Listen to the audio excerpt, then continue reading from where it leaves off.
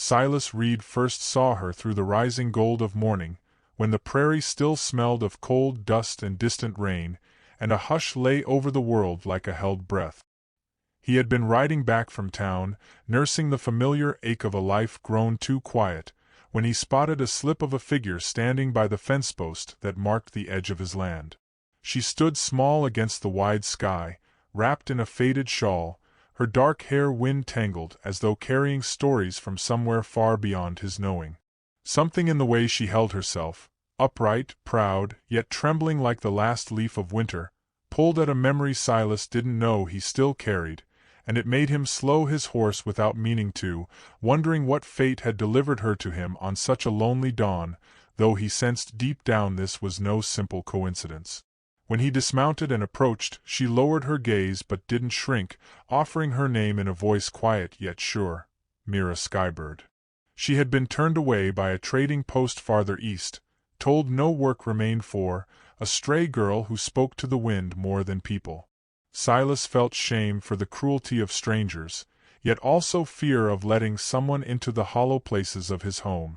Still, he heard himself asking if she needed work, his voice carrying more hope than he intended, as though inviting her inside might somehow loosen the long-held knots in his chest. He didn't expect her soft nod, nor the way her eyes lifted with a fragile trust that seemed to echo against the empty rooms waiting behind him, stirring something he had not let himself feel in years. And as she stepped toward his porch, her steps leaving light prints in the dust, Silas felt the wind shift in a way that made his heart stumble with a curiosity he dared not yet name. Her first days in his home moved like the early thaw of spring, quiet, almost imperceptible, yet changing everything. Mira cleaned with a gentle thoroughness, humming songs in a tongue he didn't know, filling the rooms with a warmth Silas had forgotten existed. She moved like she was stitching invisible wounds, and somehow the ranch seemed to breathe easier with her in it. But with warmth came whispers, curling through town like smoke.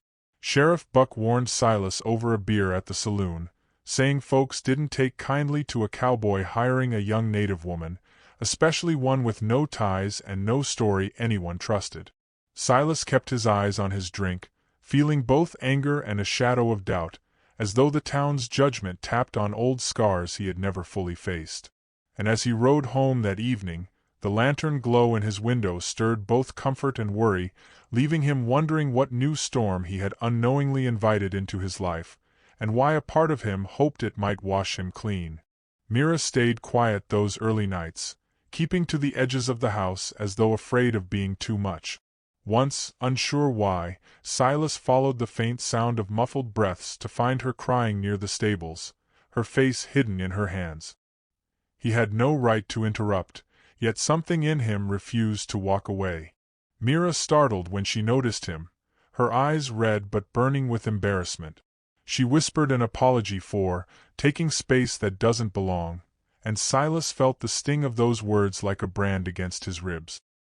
He wanted to tell her the house had felt like a tomb until she arrived, but the words tangled in his throat, so he simply offered her his coat and a quiet presence. She accepted neither fully nor completely, but she didn't walk away either, leaving Silas with the unsettling sense that they were two wounded animals circling the same fire, unsure if warmth meant danger or salvation. And as they returned to the house, the silence between them felt fragile, as though holding a secret neither dared reach for yet. Over the next days, gestures became their language, a soft bridge spanning the gulf of their loneliness. One morning, Silas found his torn gloves carefully mended, the stitches small and precise, matching the deep green thread of Myra's dress.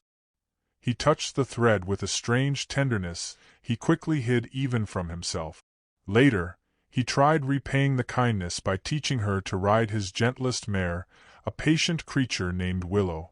Myra's hands trembled when she first gripped the reins, yet she met his gaze with a trust that hit Silas like a soft blow.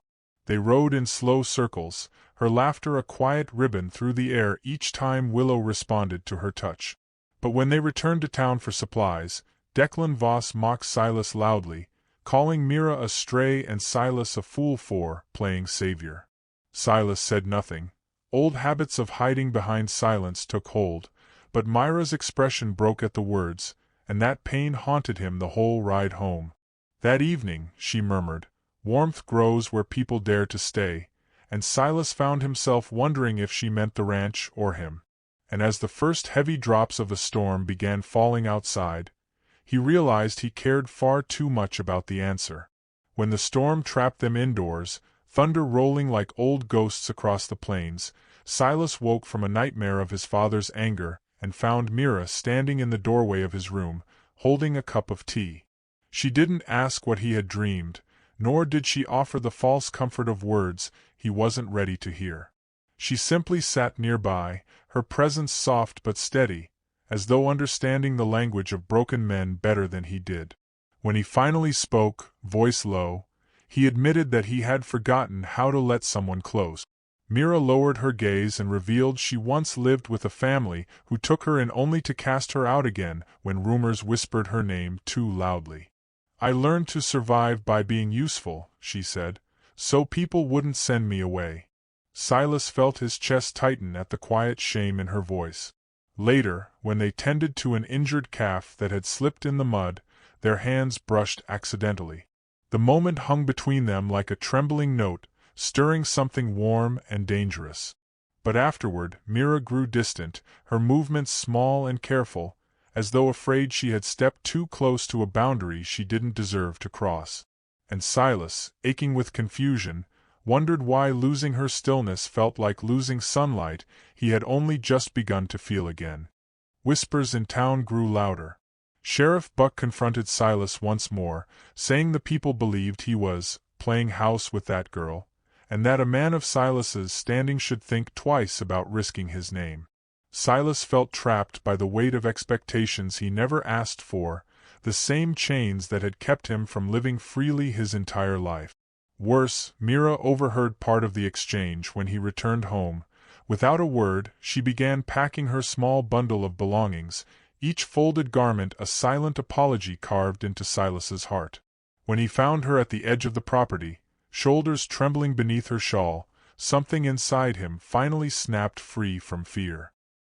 He reached her before she could step onto the open road and whispered, "Don't go." The words came rough, torn from a place he didn't know he was capable of exposing, and Mira froze as though afraid to breathe them in. She turned toward him slowly, and for a moment they simply stared, both waiting for the other to break the fragile silence between them. And Silas felt as if one wrong word might shatter the fragile world forming in the space between their hearts. He didn't rush her. Instead, he offered her something deeper than a plea, a room inside the house, not the loft in the barn where she had been sleeping. Mira accepted with a hesitance that broke him a little, as though she still feared her presence was a burden. That evening, she cooked a stew filled with spices and herbs Silas had never tasted but somehow reminded him of childhood, before grief had built walls inside him. The warmth of it nearly brought tears he stubbornly blinked away. After supper, beneath the soft glow of a lantern, Mira brushed dust from his collar with gentle fingers, and Silas felt his breath catch as he reached up to tuck a stray braid behind her ear. The world seemed to still around them, time slowing into something tender, something sacred. But before he could step closer, drunken footsteps stumbled across the porch and Declan Voss barged in, fury dripping from him like rancid sweat. He slurred accusations. Calling Mira names Silas refused to let echo in his home, and something primal rose in Silas, a quiet but fierce protectiveness that shocked even him. Mira shrank back, fear flickering across her face, and Silas felt the line of his restraint burn away. And in that instant, he realized how deeply Myra's safety had already rooted itself into the core of him. When Silas stepped between them, Declan laughed, calling him a fool blinded by a girl who didn't belong. But Silas didn't move. His voice was low, steady, and held a kind of courage he had never used before. "She belongs here more than you ever will." Sheriff Buck arrived moments later, drawn by the commotion, and the truth in Silas's stance was unmistakable. He ordered Declan off the property, but not before giving Silas a searching look that seemed to recognize the man Silas had finally chosen to become. When the dust settled, Mira stood trembling behind him, tears shining like stars caught close to earth. She whispered, "No one has ever stood for me," and Silas felt the world tilt as he answered softly, "Then let me be the first." Her hand brushed his cheek, light as a breath, and the air between them turned so still and full it felt like a promise waiting to be spoken aloud.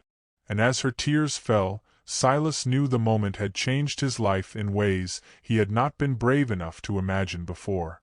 Dawn came bright and gentle the next morning, and Silas found himself standing beneath the cottonwood tree behind the house, his mother's old silver ring in his palm.